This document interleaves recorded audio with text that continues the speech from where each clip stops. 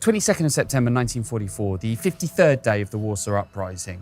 And Warsaw now starts to resemble something you might see on your television screens in Syria. Russian heavy artillery starts to attack Warsaw and attack German strongholds, but of course, not every round lands in the right place.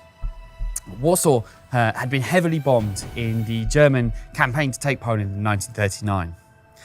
The Warsaw Ghetto had been completely obliterated in 1943. And then in the city-wide destruction, the city had been completely eviscerated. And now, Russian and German heavy artillery start to attack and counterfire at each other throughout the city, just further adding to the misery and to the damage and destruction.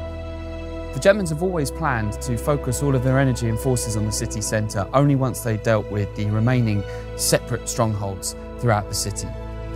The Poles estimate that there's over 250,000 civilians now stuck inside the city centre, awaiting their fate. In Cherniaków, the Nazis continue to kill injured and civilians discriminately, where literally life hangs on a thread and you never know if you'll be able to get out. In their desperation, people rush to the riverside to try and cross the Vistula River.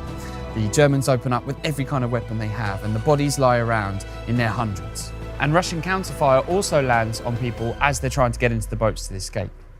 One woman, Lydia, carries her heavily wounded husband down to the riverside, and she finds a space on a boat, but they refuse to take him because he's almost certainly dead. So she pulls out a gun and threatens them. Reluctantly, they agree, and Lydia swims alongside the boat across the Vistula under artillery fire, mortar fire, and heavy machine gun fire. You can imagine what that experience must have been like for her. Thank you very much for watching this episode of 63 Days of Extraordinary Courage, where every day we tell the story of desperate, starving, hungry, tortured people like Lydia, who were forced to make extraordinary decisions to save the people they love.